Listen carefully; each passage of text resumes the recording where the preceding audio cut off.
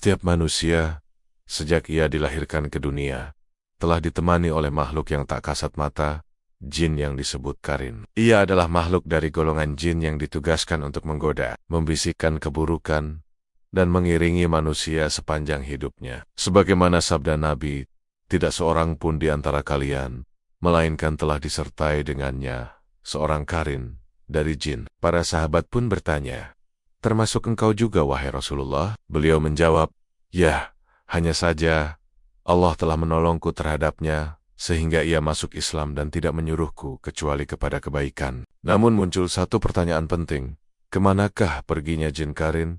Ketika manusia yang ia temani itu wafat, apakah ia ikut dikuburkan?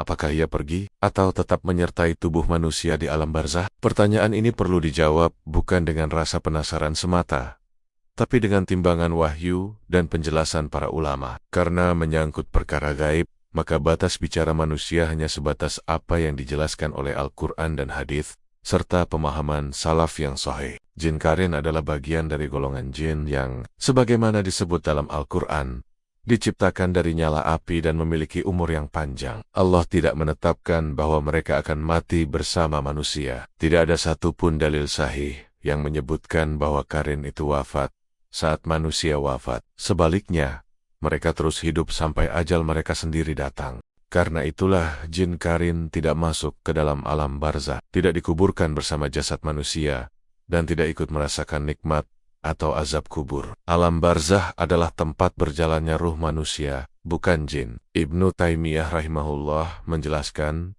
bahwa jin tidak masuk ke alam barzah. Ketika manusia mati, ruhnya berpindah ke alam barzah, sementara jin karin tetap hidup di dunia, sebagaimana jin lainnya. Ia tidak ikut mati dan tidak ikut masuk ke alam kubur. Dalam penjelasan lainnya, beliau menekankan bahwa jin memiliki umur panjang dan akan mengalami kematian sesuai takdir yang ditetapkan Allah untuk mereka. Maka karin itu, setelah manusia yang ditemaninya mati, tetap hidup dan kembali ke alamnya sendiri. Mungkin berpindah kepada urusan jin yang lain, atau menanti ajalnya sendiri, sebagaimana kaum jin pada umumnya. Namun ada hal menarik yang tidak boleh dilupakan. Jika jin karin adalah keturunan iblis, bagaimana mungkin jin karin Nabi Muhammad bisa masuk Islam? Bukankah anak cucu iblis semuanya adalah setan, musuh Allah yang membangkang, dan tidak akan mendapat hidayah? Justru, dari sinilah kita mendapat petunjuk penting, bahwa tidak semua jin karin berasal dari keturunan iblis.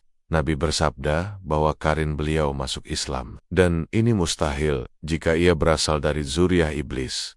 Karena iblis sendiri bersumpah untuk menyesatkan manusia hingga hari kiamat, dan anak keturunannya adalah barisan setan yang terus-menerus dalam kekufuran. Allah berfirman, apakah kalian hendak mengambil dia dan keturunannya sebagai pemimpin selain aku, padahal mereka adalah musuhmu? Maka jelas bahwa karin Nabi bukan keturunan iblis, melainkan berasal dari kalangan jin biasa yang memiliki kemungkinan beriman atau kafir. Sebagaimana disebut dalam firman-Nya, dan di antara kami ada yang muslim, dan ada pula yang menyimpang dari kebenaran. Karin adalah jin yang ditugaskan mendampingi manusia. Bila manusia biasa, karinnya umumnya kafir. Tapi bagi Rasulullah, Allah tundukkan karin itu sehingga ia masuk Islam. Imam Al-Qurtubi rahimahullah menjelaskan, karin adalah jin yang menyertai manusia untuk membisikkan keburukan. Ia bisa kafir dan juga bisa masuk Islam sebagaimana jin lainnya. Dengan demikian, kita dapat menyimpulkan bahwa jin karin bukanlah makhluk tetap dalam kekafiran, sebagaimana iblis dan anak cucunya. Ia bisa saja dari kalangan jin biasa yang tergoda oleh iblis dan menjadi setan karena perannya dalam menggoda manusia. Kata setan sendiri bukan menunjuk pada satu nasab tertentu, melainkan pada setiap makhluk yang durhaka dan menyesatkan, baik dari kalangan jin maupun manusia. Allah berfirman, dan demikianlah kami jadikan bagi tiap-tiap nabi itu musuh, yaitu setan-setan dari jenis manusia dan dari jenis jin. Ibnu Taimiyah juga menegaskan, setan adalah setiap makhluk yang durhaka dan membangkang, baik dari kalangan jin maupun manusia. Maka tidak mesti bahwa semua jin setan itu adalah keturunan iblis. Jadi jin karin termasuk bagian dari jenis setan karena tugasnya menyesatkan, tapi tidak harus berasal dari keturunan iblis. Ia hanya menjalankan perannya sebagai ujian bagi manusia. Maka jin karin yang menyertai Nabi karena masuk Islam, jelas tidak berasal dari garis keturunan iblis. Adapun setelah manusia wafat, jin karin tidak lagi menggoda karena tugasnya selesai.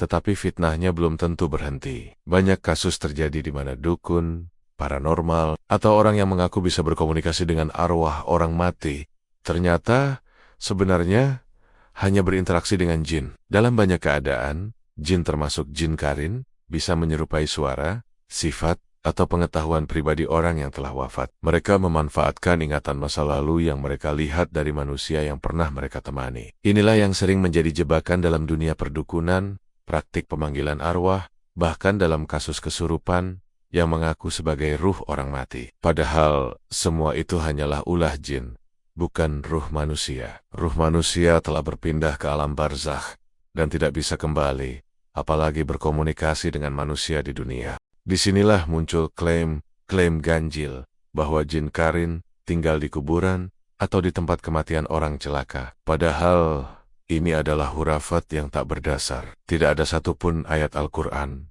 hadis Nabi, atau atsar sahabat yang menyebut bahwa jin karin tinggal di kuburan. Bahkan, pernyataan ini hanyalah dongeng yang biasa digunakan oleh dukun untuk menakut-nakuti orang awam dan membenarkan praktik pemanggilan arwah atau penunggu tempat angker. Syekh Shalih Al-Fauzan Hafizahullah menegaskan, apa yang disebut sebagian orang bahwa arwah orang mati atau jin penjaga berada di kuburan atau tempat tertentu tidak ada dasarnya. Ini hanya omongan para pendusta dan ahli bidah. Sementara Imam Ibnu Qayyim rahimahullah berkata, ruh tidak kembali lagi ke dunia setelah kematian. Adapun yang terjadi hanyalah setan yang menyerupai suara atau rupa orang yang telah mati. Maka jelas sudah, karin tidak berdiam di tempat kematian, tidak menjaga jasad, dan tidak menunggu di lokasi kecelakaan. Jika ada yang mengaku berkomunikasi dengan arwah atau melihat sosok penunggu kubur yang persis seperti orang yang mati di situ, maka itu bukan ruh manusia, tapi setan yang menyamar. Ini adalah fitnah lama yang dikemas ulang oleh setan untuk menyesatkan manusia. Jin, termasuk karin, akan dihisap pada hari kiamat sebagaimana manusia. Allah berfirman, dan sesungguhnya kami telah menciptakan untuk isi neraka jahanam kebanyakan dari jin dan manusia. Ayat ini menunjukkan bahwa jin pun memiliki beban taklif, tanggung jawab syar'i, dan akan dibalas atas perbuatan mereka. Maka karin yang kafir,